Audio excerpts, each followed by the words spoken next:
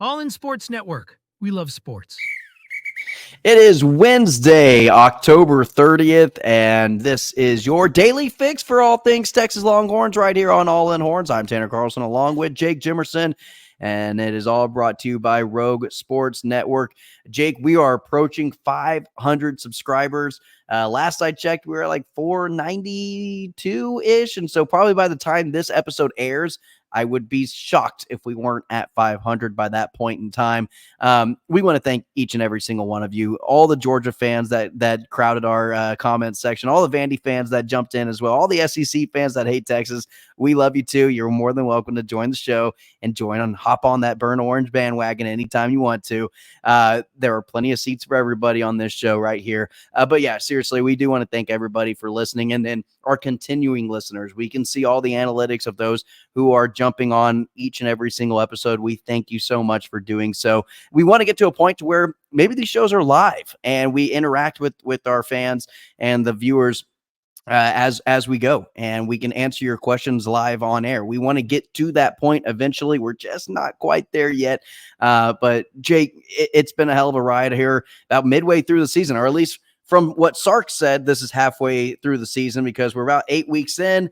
If we want to get to January 20th, which is the big game, that's another 8 weeks. So we're right at that midway point. So Jake, it's just been a lot of fun, very, very early on in the birth and the conception of All In Horns. But yeah, want to thank everybody. Again, we release these episodes Tuesday through Friday at noon. And then on Saturday, we come out with an immediate reaction show following the Longhorn game. But it's been a hell of a ride already, and we're only just getting started. Yeah, and what a year to start this thing out, with the 12-team playoff. And Sark seeing the halfway point really hit home for me of, man, this college football season's long, which I don't mind. I have no problem with it, but I'm sure it's an adjustment for a lot of the players, especially younger players having to play so many games. Luckily, high school seasons get pretty long, but a little bit different level at the college, the Division I college football scene. Yeah. But it's fun, and I'm ready to start. We kind of did playoff predictions early in the year, so I'm really excited to get into this thing and get into the show. Yeah, this episode, we are going to give playoff predictions 2.0. So we did an earlier episode of playoff predictions, week 2. It was way too early playoff predictions. I remember that's kind of what we sold it as. And so looking back at those predictions compared to these predictions, I'm not even sure if the same 5 teams are in there, Jake. No, we weren't that far off, but there are some big changes. And we can start off with that, Jake. I know that's not within our run board, but I mean, who are some huge letdowns at this point in the season that we thought maybe were going to be in the playoffs and have already essentially been eliminated and don't have a shot at getting in? My first instinct, I might take this from you, would be Utah. Yeah, Utah was going to be mine because I thought I knew the Big 12 could be a cluster. I thought Utah was the clear favorite. Obviously, Cam Rising has had injury issues, but even if he was in, they just have not looked like a top team and even a top Big 12 team at that. And Colorado has been a surprise, kind of going the other way. But obviously, I think the one that sticks out, not that neither one of us necessarily had them in our playoffs, but Florida State, not only not being good, but starting at number 10 and being arguably being one of the worst teams in all of college football is definitely a little bit of a shocker. Sharing the same record as Kennesaw State at this point in the season, would you have thought that would have been a thing? No. And I would say Bama's been a surprise in a bad way, especially when you consider the fact they beat Georgia. If I would have told you preseason Bama was going to beat Georgia, be up 30-7.5 on Georgia, win that game at home, and then they were going to lose to Vanderbilt and lose to Tennessee in a game that was really, really ugly. Mm-hmm. I think we both would have been surprised at that, especially with the amount of, we talked about it preseason. If you look at just the talent composite rankings, which yes, do not decide the results of games, but if you look across, especially the last 10 years, typically the team that wins the national title is within that top 2 or 3 of the talent composite rankings. And Alabama's number 1. So yeah. I would say they're pretty disappointed, especially with the expectations of that program. I mean, to be a 2-loss team and likely looking from the outside in into the playoffs. Yeah, no, you're probably right there, Jake, with Alabama. I think you can also throw in a BYU, Iowa State, probably two surprising teams in the Big 12 that were not projected to be undefeated at this point in the season, and maybe run the Big 12 and represent the Big 12. Both of those two teams. Also, K-State, not that they would have been a surprise, but you could possibly have three Big 12 teams represented, depending on how the rest of the season goes for these programs. I think Mizzou. Considering where they were heading into the season and the expectations, along with an Ole Miss, both two teams that are letting down their fan bases tremendously within those two programs. Yeah, I mean, especially when you consider Mizzou's offense has been the side of the ball that has let them down this year. Their defense, other than the A&M games, actually been pretty good this season. But the offensive side of the ball, Brady Cook's been battling some injuries the last couple of weeks, but Luther Burden hasn't gotten the ball enough, and they've just been a bit of a disaster this season. So, as in every year of college football, there's a bunch of surprises. I mean, look at Texas A&M being, I don't like saying it, but they seem like they have probably found the right type of coach for their program, and certainly are trending in the right direction under Elko. And then lastly, before we jump into our playoff predictions and our college football tie-breaking scenarios moving forward for the remainder of the season and where things stand as of right now, hey, you got to shout out the Indiana Hoosiers. That is a football school, baby. Basketball? What's basketball in Indiana? No, this is a football school, home of the Hoosiers, baby. I mean, Coach Sig, he's doing it right? I mean, he's brought that program around, and everywhere he goes, what's he say? Everywhere I go, I win. Yeah, and boy, is that true. Because look at his stops. I don't remember them off the top of my head. Some of them are like D2 or even smaller than James Madison, but his record is incredible. And Indiana is going to have to fork up some money to keep him because, man, he is a hell of a head coach. I mean, Indiana has never done this in football, at least that I can remember, especially in our lifetimes. Yeah. All right, Jake, just a quick reminder for everybody, okay? Here is how the playoff system is being run this season. It is a 12-team playoffs. The field will consist of the top 5 conference champions. That does not mean the Big 10, ACC, Big 12, and the SEC will automatically be the top 4 teams. No, it'll be the top 5 conference champions get an automatic bid, and the top 4 conference champions, depending on their rank, will receive a first-round bye. So maybe one year there is a really, really good Cincinnati team, or Cincinnati's in the Big 12, but obviously back when they weren't in the Big 12, or a Boise State team, or whatever team you want to mention that's just really, really good. Maybe even it's a Notre Dame. They're not a conference team, so maybe it's not a Notre Dame. But anyway, the 5th conference champion will be seeded by its college football playoff committee ranking. And if that ranking is outside of the top 12, they will automatically earn the 12 seed. That's kind of where those G5 teams fall for the most part. So just so everybody is aware, that's the ranking system in which we're going by with this 12-team playoff, Jake.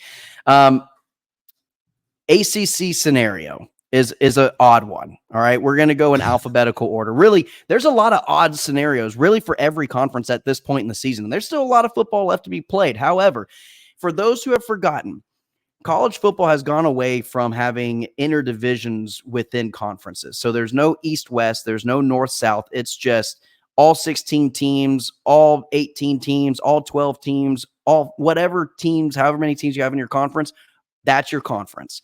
Not everybody, obviously, if there's a 16-team conference, not everybody plays everybody. And so that's where we find ourselves in the ACC currently.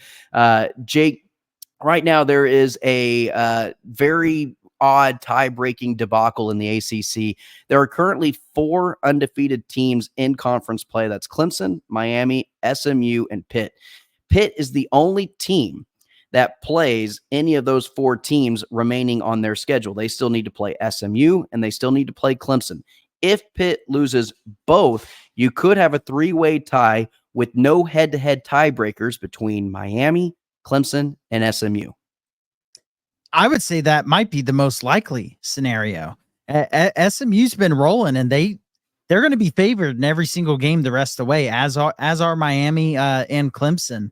And that seems like a very likely scenario. And SMU could really shake up things this year with the playoff scenario, because you could end up having 3 one-loss teams from the ACC. Mhm. And who you going to leave out at that point? Or are all 3 going to get in? Who's going to get kicked out?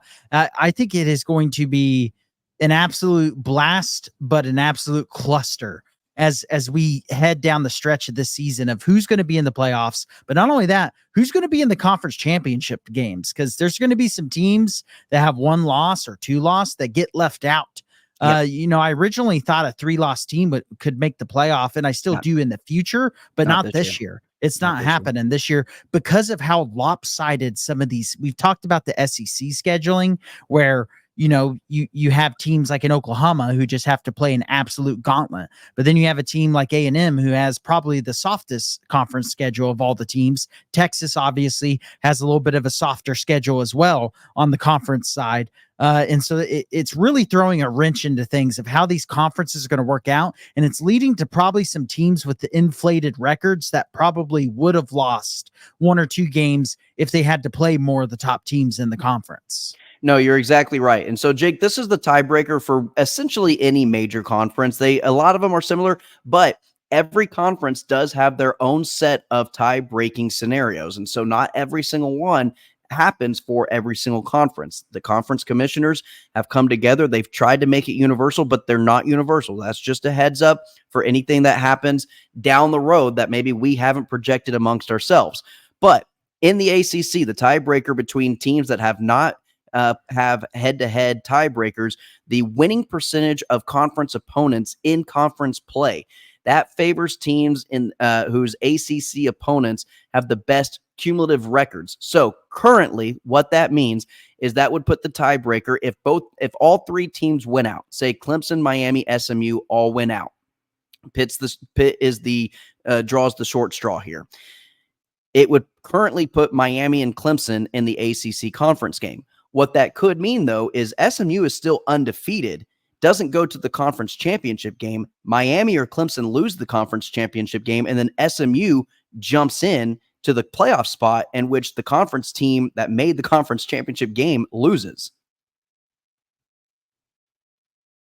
Yeah, I mean, and you look at SMU's schedule, they do have 1 loss, but that only loss is to BYU, who has turned out to be a really good football team. SMU does have and so how the AC, and so how the ACC turns out is likely going to dictate how many SEC teams end up getting in, because you can't just leave a 1-loss team out and put in a 2 or 3-loss SEC team over them. That could have impact on Alabama. That could have impact on a Texas. That could have impact on a Texas A&M. There's a lot of scenarios where I think there's going to be some fan bases at the end of this that are very upset, despite it being pushed out to a 12-team playoff. What a perfect season for the 12-team playoff to be brought in, where it's an absolute cluster. And I think it's good because I do think this is one of those years where the playing field seems pretty even. A lot of teams can beat a lot of different teams on any given night. And I don't think it's just a shoo-in of who's going to win the national title. And so it's kind of the perfect year not to have a 4, because normally if you extended it past 4 teams, it felt like, well, you really only know there's 2 or 3 teams that could actually win it at most. This year, it feels a little bit different, and that's kind of goes to the NIL actually leveling things out between the power conferences. Not so much there is a little bit of a power differential between the G5 and the Power 4, but that Power 4 truly has leveled out a lot more than we've seen in some time. And my mistake, everybody. When I say undefeated, I meant undefeated in conference play, not just throughout the entire season. That's my mistake there, if I didn't make myself clear. Also, Jake, another thing to keep in mind, and I know I touched on this on a previous episode, but if you didn't watch that episode, you're getting your full review now.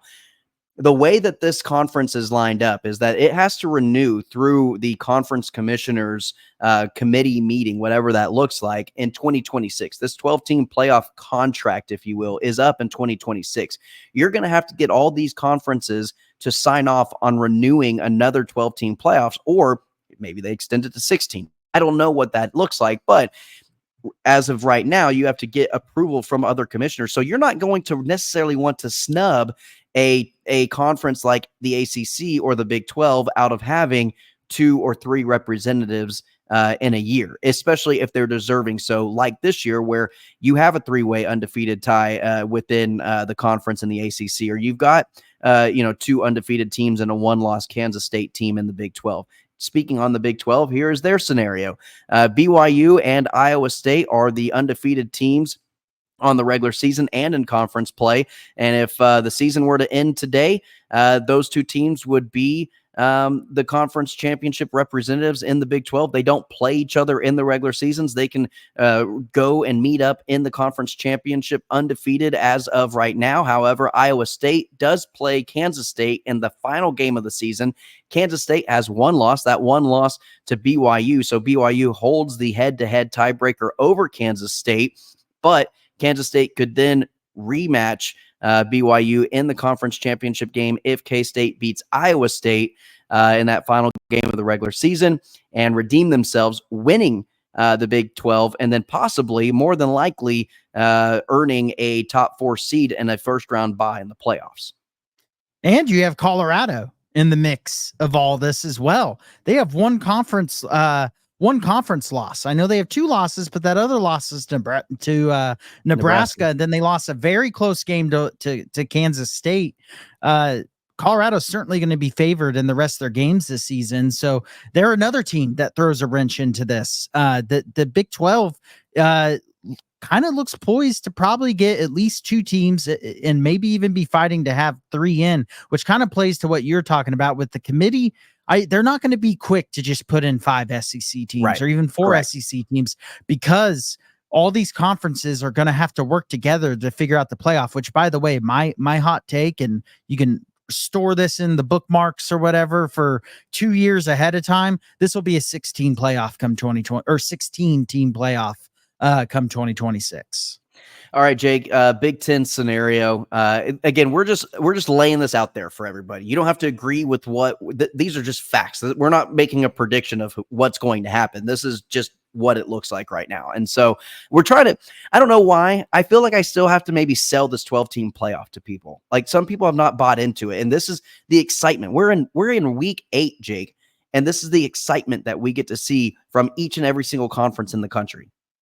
If you're not excited about it at this point, you're not that big of a college football fan. You might be a college football fan, but you're not a huge college football fan. You're not a diehard college football fan, because at the end of the day, in a 14 playoff, there'd be probably about 8 to 10 teams still fighting for spots right now. Instead, with this 12-team playoff, especially with how this season is played out, you have 30 plus teams who still all have a path to the playoffs, which is incredible. And it makes all these games so pivotal down the stretch. And you talk about Texas A&M rivalry coming back. That could be the most important game in the history of that rivalry at the end of this year, with both teams on a collision course to possibly be fighting for an SEC title game appearance and a playoff.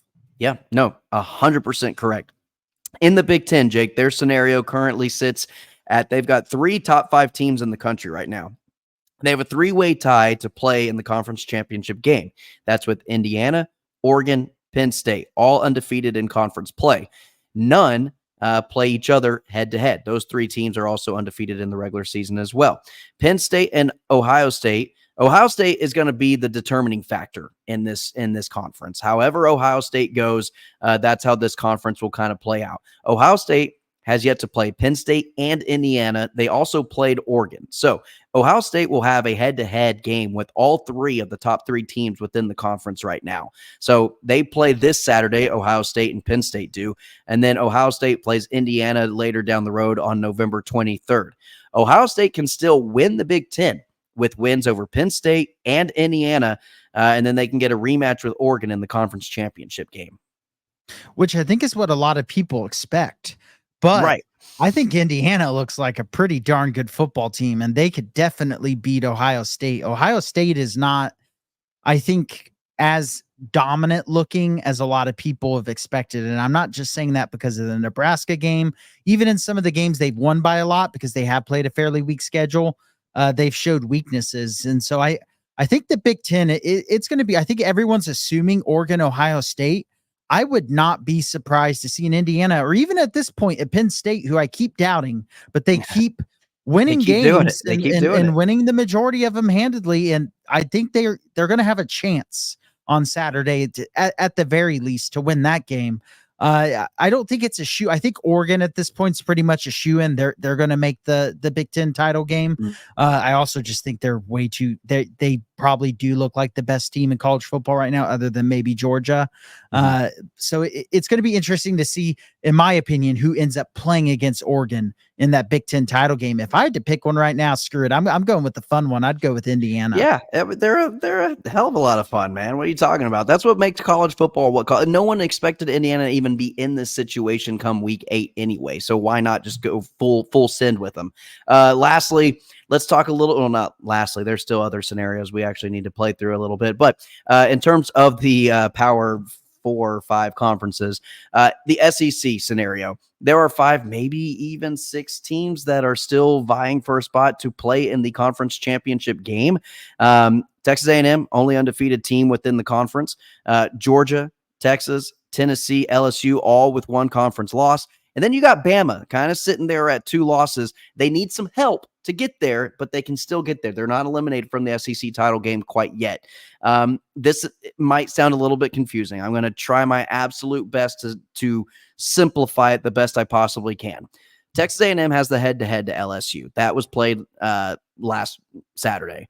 They played Texas, the only other team within that 5-6 team scenario. They played Texas head-to-head on the final game of the season. If they win out, they're in the conference championship game. If Georgia, they have beaten Texas head-to-head. They only play Tennessee on November 23rd. If Georgia wins out, they're in. So Georgia, Texas A&M, they win out. They're playing in the SEC title game. Texas has a loss to Georgia head-to-head. However, if they win out and beat Texas A&M, they win out. They're in, and they play Georgia, depending on if Georgia wins out or not. If Tennessee wins out, they'll have a tiebreaker. That will depend on the tiebreaker with Texas, Texas A&M, and LSU. That would be a scenario in which it was similar to the ACC earlier, a record versus all common conference opponents. I didn't do the math on who owns that tiebreaker. However, if Tennessee wins out, they would have a tiebreaker with Texas, Texas A&M, LSU, and they'd have to have this record versus conference common opponents. Now, the LSU loss to Texas A&M did not take them out of it. It was not an elimination game by any means. They do need to rely on Texas A&M losing a game, and they would also rely on a better record versus all common conference opponents with the above teams mentioned. That would be obviously Tennessee, Texas, Georgia, and Texas A&M. So yes, it's very convoluted. It's very confusing stuff right now. It's going to play itself out. This scenario is probably going to have a lot less steps the closer we get to the final, end of the season. Yeah, and I feel like an Auburn or South Carolina at this point isn't in the same breath as Auburn. I think South Carolina is a much better football team than that. But I feel like one of these teams, even if Florida, one of these teams is going to pull off some crazy big. Well, and Arkansas already has with beating Tennessee, which makes their path a lot more difficult, especially with how inept. And Vanderbilt could still play spoiler again as well. So you feel like I feel like there's another big upset or 2 left in the SEC this year that's going to shake things up even more, or just make the picture a little bit clearer as we get into those last couple weeks. Jake, then there's Notre Dame.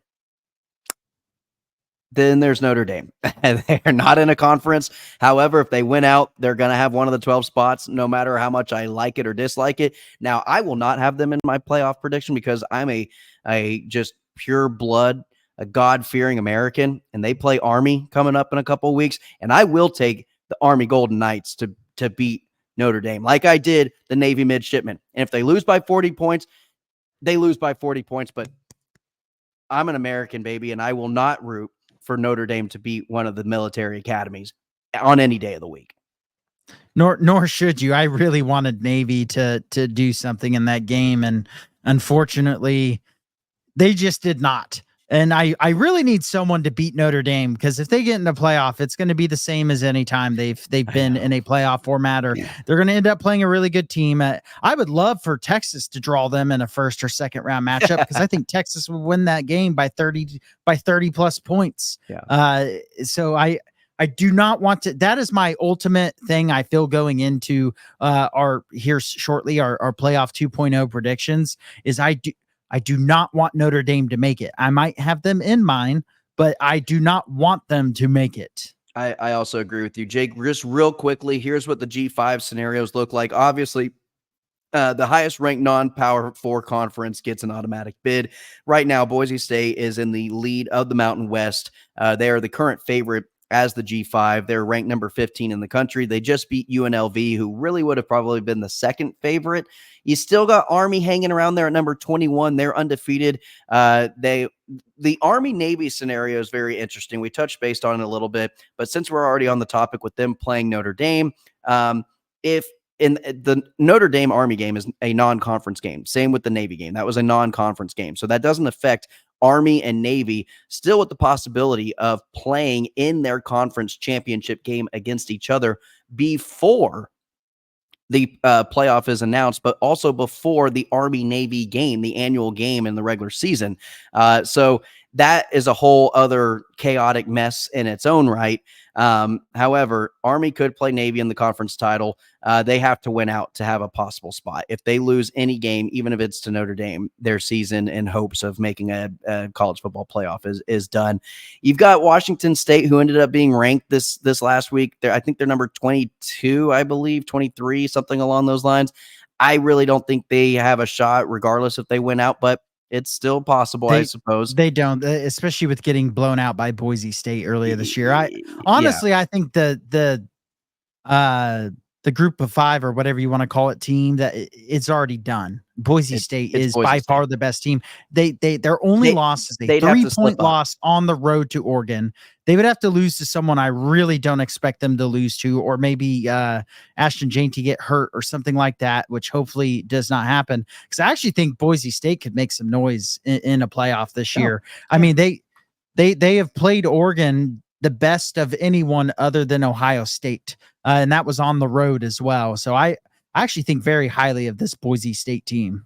All right, Jake. So how do you want to do this playoff prediction? Last time we did about 4 teams each, 4-4. We kind of switched it off so one person wasn't just a talking head for too long and losing interest. You want to kind of do the top 4 teams, your next 4, and then the bottom 4? You want to do that again? Yeah, right. I think that's the perfect amount, and it makes it to where we can hopefully get through it a little bit quick. We're running low on time. All right, well, let's go ahead and start with my playoff prediction 2.0. This is the second time we've given playoff predictions, and my top 4 teams are actually looking a little bit different than they did the last time. However, my top 2 teams are the same. I think I just had them switched. I actually have number 1 team going into the playoffs this year. This does not mean I think that they're the number 1 team. That's the best team in college football. However, I have them at number 1 just because of this scenario.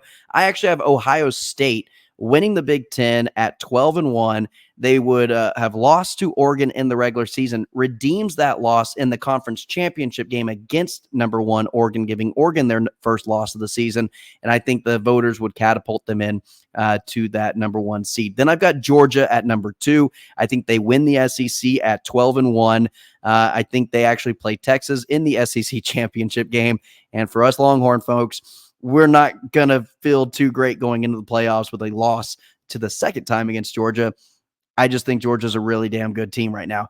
Clemson as the number 3 seed. I think they win the ACC over Miami. They finished their season at 12-1. Their lone loss to Georgia at week 1. I think they'd get the number 3 spot. And then rounding out the number 4 spot, the winner of the Big 12 championship game over BYU at 12-1 would be the Kansas State Wildcats, which I don't think a lot of people have K-State as one of those top 4 seeds.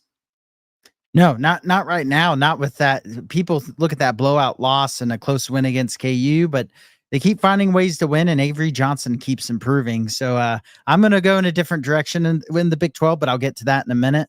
I had Oregon winning the national championship in my preseason predictions. I kind of jumped off ship a little bit after their first 2 weeks. I think they have looked very dominant, very consistent for the most part. Since then, obviously, they won the big game against Ohio State. I do have them as the number 1, my number 1 team in my playoff predictions. Then I have Georgia, who I think will win the SEC this year. They've gotten healthy. They look like they're a big, mean, red rolling machine. Unfortunately, heading down the stretch. Then I have Clemson, who I don't think either of us had at the start of the year.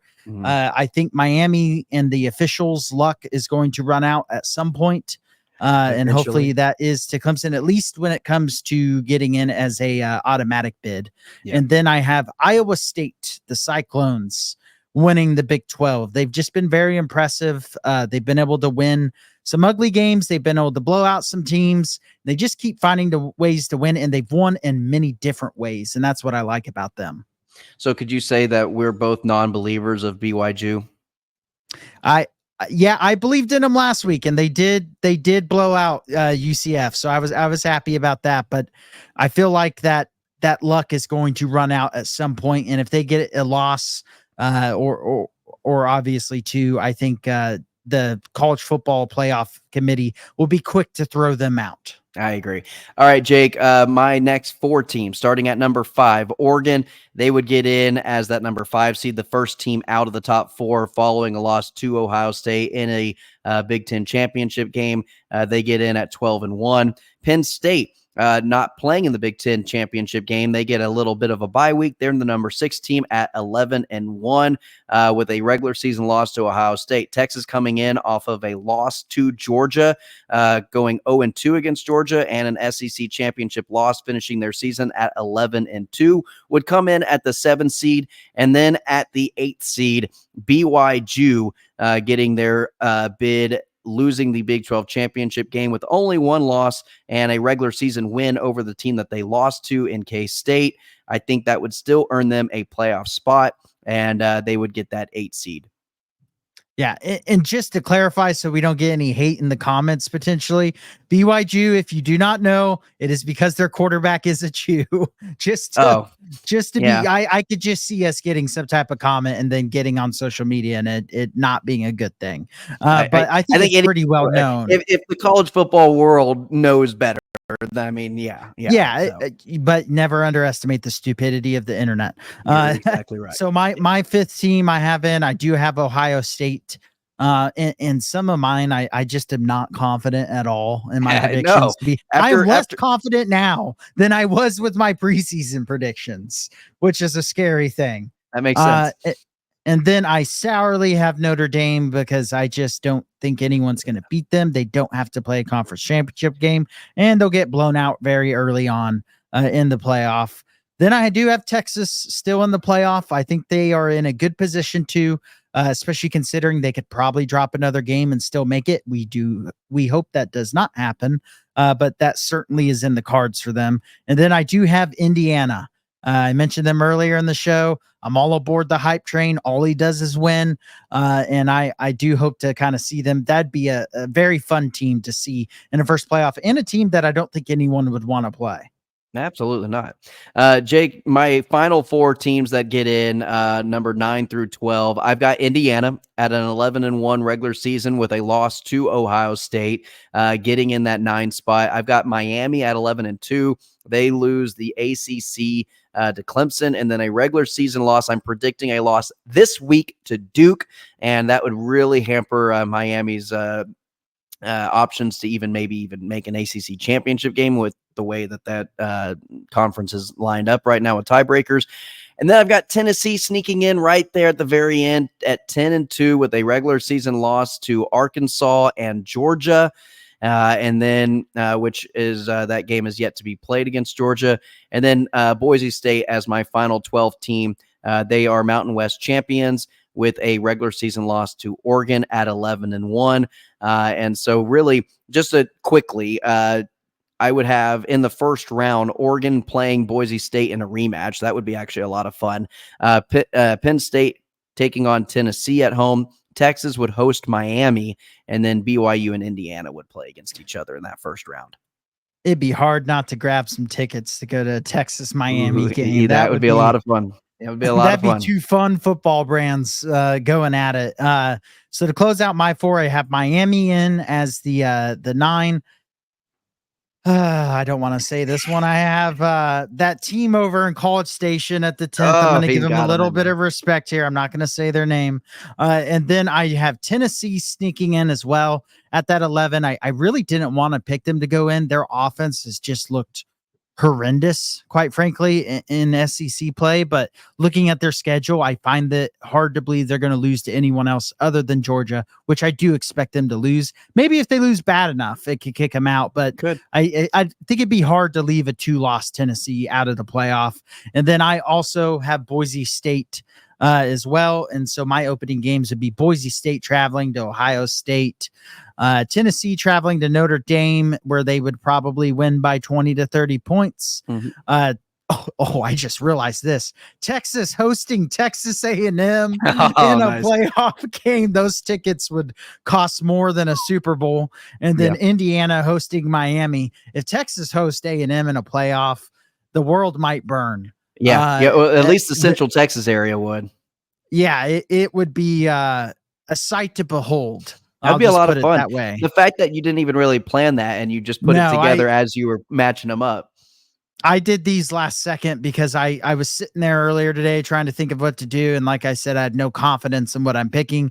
And so as I was reading the matchups, I was like, oh no, I guess I would want that because it would be a lot of fun. But if Texas lost it, I would probably bury myself underground for about a year. This show would cease to exist. All right, ladies and gentlemen. Well, thank you so much for staying with us. This was a lot of fun. We appreciate it. And hey, share your thoughts in the comments section. Who are your playoff predictions? We want to know what you think. What did we get right? What did we get wrong? Call us out on the BS if you want to. We love to have the conversation. We love the interaction with you, the fans. This is why we make the content that we do for you Tuesdays through Fridays at noon. Like, share, and subscribe. Your daily fix for all things Texas Longhorns right here, brought to you by Rogue Sports Network. Again, for Jake Jimerson, I'm Tanner Carlson, and as always, welcome. All in Sports Network. We love sports.